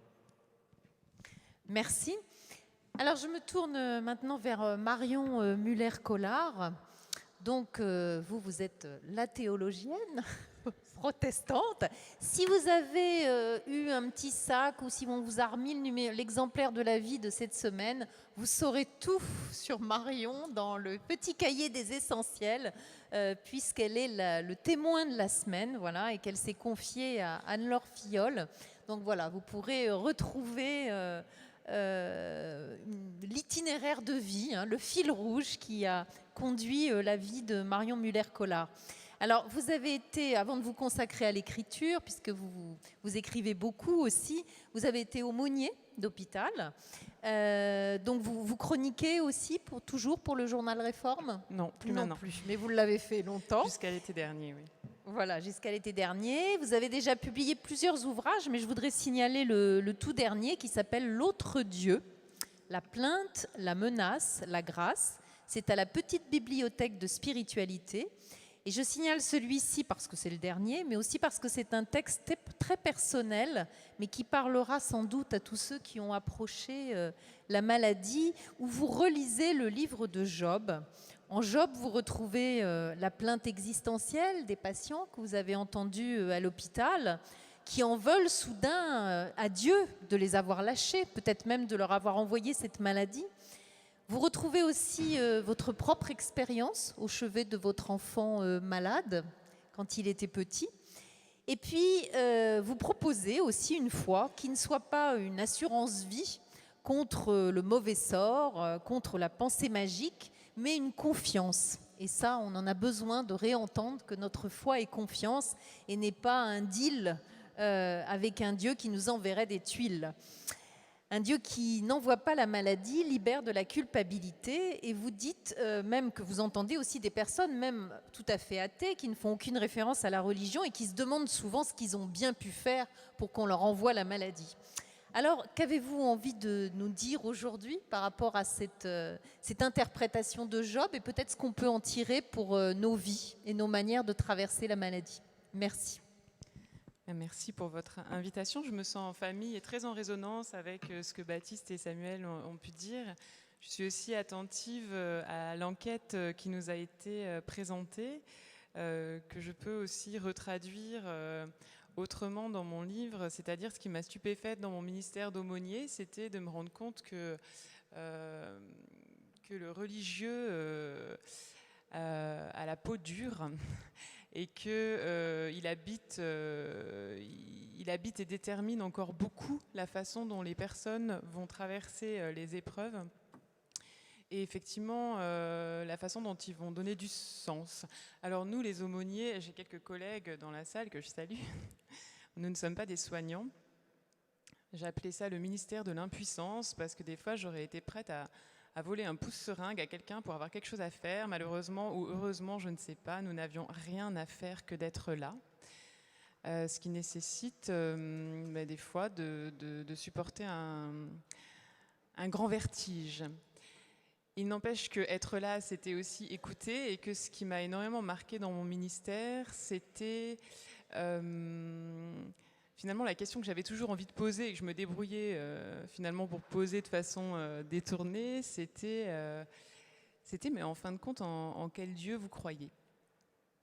Eh bien au final, sans que ce soit posé aussi directement et sans que la réponse du coup puisse être aussi claire, ce que j'entendais beaucoup, c'est « mais malgré moi, je crois encore dans le Dieu de la rétribution ». Dans le Dieu, le premier Dieu de Job, celui qui doit nous assurer le bien pour le bien et le mal pour le mal. Ce Dieu papa autoritaire qui distribue les bons points quand vous allez à la messe le dimanche et puis qui vous fait des croche-pieds dans la rue et qui vous envoie un petit cancer, pourquoi pas, si vous n'êtes pas allé, si vos petits-enfants ne sont pas baptisés par exemple, ce qui est très grave. Donc, ce qui m'a stupéfaite, c'était ça, parce que pour moi, c'était une image assez archaïque du religieux. Et ça m'a stupéfaite à 2 titres. Au premier plan étant d'entendre tout ça et de voir comme ce Dieu-là qui est mort avec Job, hein, quand même. D'après moi, en tant que théologienne, j'ai consacré ma thèse au livre de Job. Je ne prétends pas en avoir une lecture scientifique du tout. Mais en tout cas, c'est vrai qu'il me semblait quand même que ce Dieu-là était tout de même mort avec Job, ce Dieu aussi net, ce Dieu du religieux qui est très très pratique dans le système religieux parce que ça permet de tenir nos ouailles, il faut leur faire peur et les flatter. C'est la carotte et le bâton, il n'y a rien qui marche mieux que ça. Avec les enfants, moi je n'ai pas encore trouvé beaucoup mieux malheureusement, mais il y a quelque chose de ça, de très infantilisant dans le système religieux et ça fonctionne, c'est-à-dire faites peur aux gens ou alors promettez-leur une récompense, ça fonctionne très bien. Mais Dieu pour rien. C'est la question très sournoise et pourtant si pertinente que Satan pose à Job au début du livre. Est-ce pour rien que Job craint Dieu ? Et là, c'est un peu l'angoisse de Dieu, c'est dire, bon sang de bois, est-ce que vraiment tous ces humains ne viennent me flatter, me prier, ne m'adorent que dans un intérêt rétributif ? Et il me semble qu'il y a une bascule avec ce livre de Job où on arrive à la fin à Dieu pour rien, c'est-à-dire juste pour la grâce en fait. Mais pour ça, ça nécessite tout un chemin, alors que j'ai essayé de retracer dans ce livre en y mêlant les grandes lignes de ma thèse de doctorat de théologie. L'éditeur voulait la publier telle qu'elle, mais il n'y a rien de plus assommant qu'une thèse de théologie. Donc je me suis dit, il faut absolument que je le réécrive. Et j'avais déjà prévu de mêler à ça mes expériences d'aumônier auprès des patients. Ce que j'avais moins prévu, c'était en fait d'intégrer dans ce texte une histoire beaucoup plus personnelle. Et ça m'a poussé à beaucoup d'humilité parce que du coup, je me suis dit finalement, je me suis un petit peu amusée comme ça des fois à écouter les gens, me donner des images de Dieu qui me paraissaient un peu archaïques. Et écrire ce livre était aussi une occasion de balayer devant ma propre porte et de visiter mes propres archaïsmes. Et donc, ce qui s'est passé, c'est que moi, j'ai fait des enfants jeunes, ce qui est une bonne chose parce qu'après, quand on a trop réfléchi, des fois, on hésite. Et du coup, j'étais persuadée que tout se passait très, très bien. On était en Occident, voilà. Si bien quand mon fils est tombé malade, dans un premier temps, je trouvais que c'était pas très grave parce qu'il y avait la médecine et puis c'était pas censé être trop grave, en fait, plus au départ. Ce qui m'a un petit peu inquiétée, c'est quand j'ai vu l'interne dire dans les couloirs à sa consoeur, est-ce que tu trouves qu'avec la blouse, ça le fait ? Ça, je me suis dit, si c'est lui qui doit s'occuper de mon fils, ça va être un petit peu compliqué. Parce que moi, je trouvais que ça le faisait pas vraiment plus que ça avec la blouse. Mais bon, voilà. Et il se trouve que, en fait, la situation a dégénéré. Et que du coup, il y a une de mes premières croyances qui a pris une claque, c'est que, bah oui, en Occident, aujourd'hui, il y a encore des enfants qui meurent. Et des fois, la médecine est au bout de ce qu'elle peut faire. Mais bon, ça c'était ma naïveté à moi. Il se trouve que mon fils s'en est sorti par des espèces de pirouettes que lui seul connaît parce que les médecins eux-mêmes n'étaient pas tout à fait capables de l'expliquer. Et ce qui s'est passé pour moi, c'est que j'ai tenu relativement bien le coup. Et une fois que mon fils avait recouvert la santé et là où nous aurions dû tous faire la fête, et bien moi je ne pouvais plus ouvrir les volets de ma chambre et je suis tombée dans un état dépressif, ce qu'il y a de plus classique, apragmatisme, anorexie, impossible de dormir la nuit, quelque chose qui m'est tombé dessus à contretemps, donc vraiment très difficile à m'expliquer. Et du coup j'ai ensuite, j'avais déjà fait mon doctorat sur Job, mais ça s'était passé dans ma tête. Alors là, ça se passait ailleurs que dans la tête. Je me suis rendu compte que Job, dans un premier temps, première salve de malheur, il perçait bien, etc. L'Éternel a donné, l'Éternel a repris. Voilà. Sa femme, c'est la seule chose qui ne perd pas, et l'histoire ne nous dit pas si c'est une bénédiction ou une malédiction. Sa femme lui dit quand même, t'es bien sympa avec Dieu, oui, mais laisse-moi gérer mon business, très bien. Et ensuite, ça attaque au corps. Alors c'est très intéressant pour les médecins. Ça attaque au corps et c'est quand même la deuxième salve. Mais ça tient encore à peu près. Et puis tout d'un coup, à contretemps, il y a cette immense plainte de Job qui commence au chapitre 3, où Job ne dit pas écoute, mon Dieu, t'es vraiment un salopard, on avait un contrat, toi et moi, je faisais tous les rituels comme il fallait, normalement tout devait continuer à bien se passer. Il dit pas seulement ça, et si c'est comme ça, moi je joue plus. Il dit pas seulement ça, il dit... En fait, ce monologue, c'est une déconstruction du premier chapitre de la Genèse, c'est-à-dire que Job dit que la yéyé rochère, que la ténèbre soit, alors que la Genèse, c'est la première parole créatrice, et que la lumière soit. Ensuite, il veut réveiller Léviathan, ce qui est quand même très ambitieux, mais qui est quand même un symbole babylonien du chaos. C'est le tohu-bohu, en fait, dans la version babylonienne de la cosmogonie, etc. Ça, c'est mon travail de thèse. Et je me dis, bon sang, pourquoi à contretemps ? Et pourquoi moi à contretemps aussi ? Et ce qui m'a frappé dans ce parcours de Job et dans le mien et dans ce que j'ai pu voir auprès des patients, c'est en fin de compte, comment vous dire ça ? C'est cette espèce de relation très puérile à Dieu, ce fantasme d'un contrat. Et il me semble que le problème de la religion, en fait, c'est que la religion a prétention à écarter la menace. C'est-à-dire la religion est un système qui nous laisse entendre que si on croit ceci ou si on fait cela, tout se passera bien. Et on se retrouve maintenant pris en étau. Je suis très attentive sur la différence entre le religieux et la spiritualité, c'est une grande question. Et bien moi, si je devais y répondre à l'aune de cette expérience et de ce chemin, je dirais que le spirituel est celui qui est une foi qui sait intégrer la menace. C'est-à-dire qui n'est plus dépendante d'un sentiment de sécurité. Et c'est effrayant parce qu'on le voit aujourd'hui avec tous les extrémismes possibles. Un extrémiste, c'est quoi? C'est quelqu'un qui a construit un système qui lui semble être cohérent. Et si vous dites que vous, le ciel s'écroule pas sur votre tête alors que vous pratiquez pas la même chose et que vous croyez pas dans le même Dieu, ça remet en cause son sentiment de sécurité, en fait. C'est très simple. Et du coup, il peut pas supporter. C'est ce qui se passe entre Job et les amis de Job.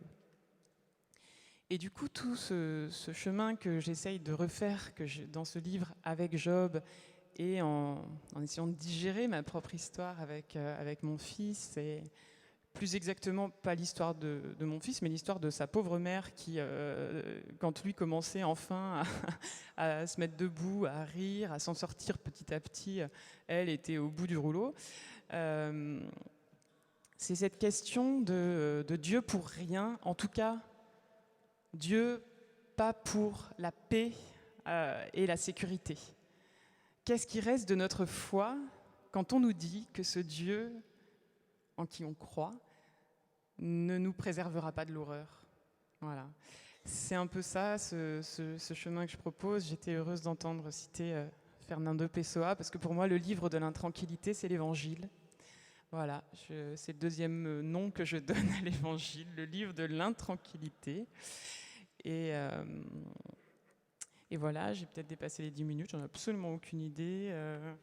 Mais il me semble que ce qui me manque un peu, ce qui fait défaut, ce qui m'a fait défaut à moi dans mon propre chemin spirituel auprès de mon fils, qui a faisait défaut à beaucoup de patients, ce qui fait défaut à Job et qui finit par trouver dans un long monologue, pas monologue d'ailleurs, parce qu'il continue à s'adresser à Dieu, c'est cette capacité à accéder à une foi d'adulte qui intègre la menace à nos vies, parce que non, il n'y a aucun système explicatif du mal et aucun système religieux qui nous préserve du malheur. Voilà, j'aimerais bien avoir une recette. Si quelqu'un l'a, dites-la moi, mais je vous suspecterai immédiatement si vous arrivez avec une recette. Et j'étais très attentive à ce que disait Samuel. Ce que je trouve très fort dans ce que vous avez dit, c'est justement que vous avez, à un moment donné, en évoquant vos armes, vous avez parlé de l'amour du bon Dieu. Et ensuite, vous avez parlé de cette déesse maléfique. Puissent tous les malades distinguer les deux et puis trouver une déesse maléfique à qui cracher son venin. C'est Fritz Horn qui dit ça dans ce livre qui s'appelle Mars, où il dit si Dieu devrait exister, ne serait-ce que pour qu'on puisse lui casser la gueule et qu'il soit une adresse permanente à qui on peut envoyer nos doléances. Mais je trouve beaucoup plus fort, comme vous l'avez dit, c'est-à-dire, oui, l'amour du bon Dieu, et à côté, peut-être, savoir pointer des déesses maléfiques, mais ne pas les confondre avec Dieu, parce que sinon c'est la double peine. C'est qu'en plus du malheur, je me sens maudit, et ça c'est pour moi le soin spirituel était là. Les premiers soins d'urgence, c'était essayer d'éviter qu'en plus du malheur, la personne se sente dans une situation de malédiction, parce qu'alors vraiment, dans ce cas-là, on a tout perdu. Voilà. Merci.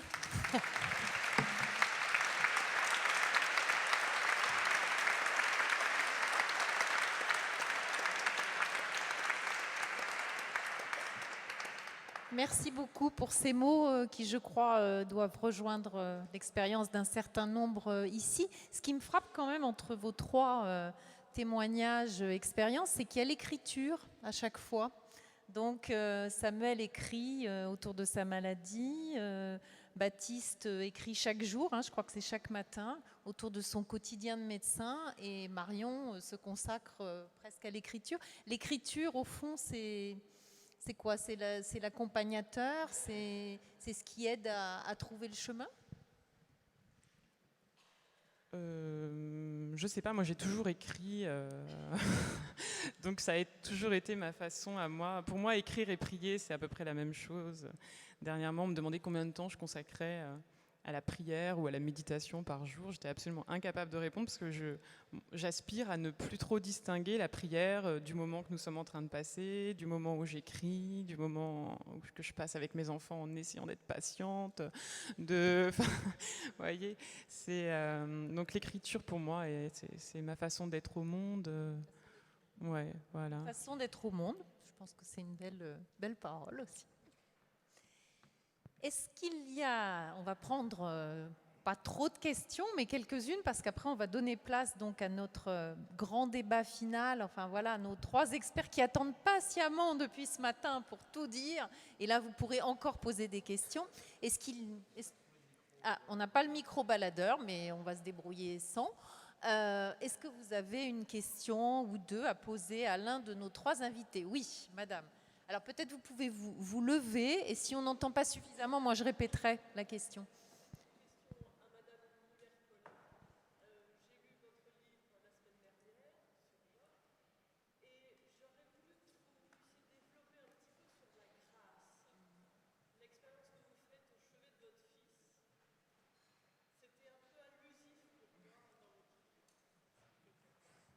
Donc développer l'expérience autour de la grâce est décrite dans son livre. Voilà, c'est ce qu'on demande à Marion Muller-Collard. J'entends bien. Je pense que c'est le point faible de ce livre dans le sens où la grâce, cette expérience, c'est une expérience très personnelle. Et pareil, j'ai pas vraiment de recette.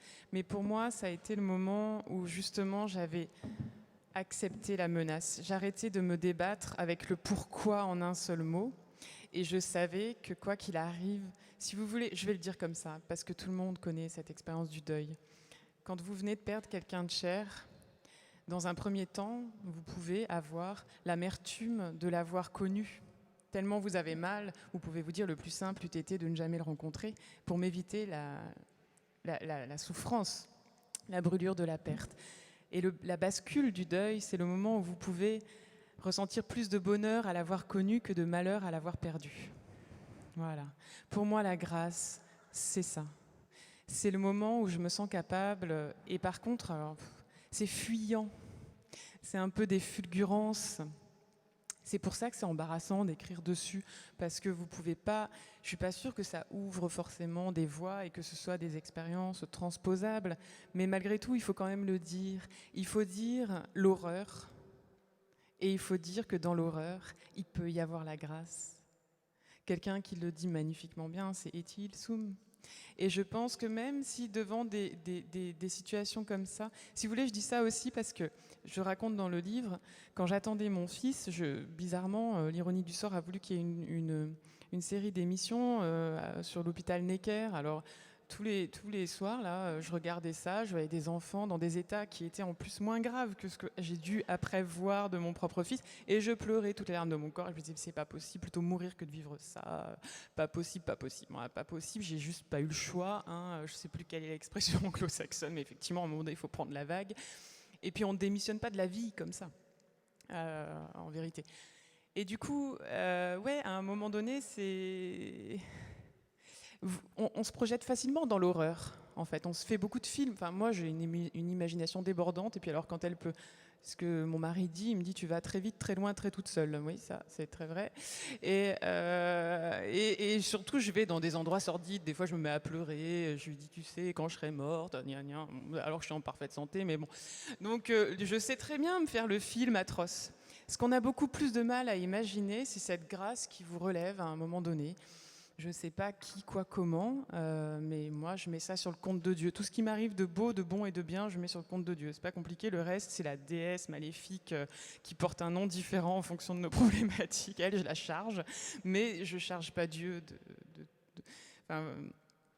du reste. Mais voilà, à un moment donné, d'être rattrapé et dans ces moments-là, de vivre des fulgurances, on se dit, mais c'est pas grave en fait. J'étais à côté de lui, je me disais, mais... Et je lui ai dit, Félix... Moi, je peux pas vivre à ta place.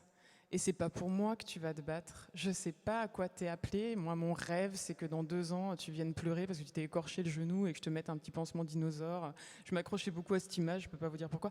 Mais je peux pas faire ça pour toi. Et par contre, tout ce qu'on a déjà vécu ensemble, ça, rien ni personne pourra nous l'enlever. Ni à toi, ni à moi. Et tout d'un coup, cette idée de mourir à 3 mois plutôt que ce soit absurde de mourir à 3 mois, ça ne voulait plus rien dire. La grâce, c'est le royaume. Le royaume, c'est la chronologie. Alors vraiment, ça n'a pas de sens dans le royaume. Tout d'un coup, cette vie, elle était pleine, accomplie, et rien pouvait me la voler. Même pas la mort. Voilà. Et c'est des beaux moments. Je rentre de l'enterrement de ma grand-mère, j'étais hier dans le sud, Et c'était des moments de grâce, quoi, de voir en plus ce petit bonhomme, ce petit Félix là, qui nous a fait plein de cheveux blancs, comme vous voyez, à peine était-il né, qui pose la dernière rose du jardin de la saison sur sa grand-mère, son arrière-grand-mère morte, en disant j'espère que mamie sait que c'est la dernière rose de son jardin. Voilà, bah, la grâce, quoi. C'est pas tous les jours comme ça, mais la grâce. Merci. Une question là, qui a pris. Le titre. Ah, les références du livre de Samuel. Ah, c'est de l'autopromotion. Hein. Peau rouge, et l'éditeur, c'est Salvatore. Et mon nom de famille, c'est PRUVOT sans S. C'est une espèce rare, les PRUVOT sans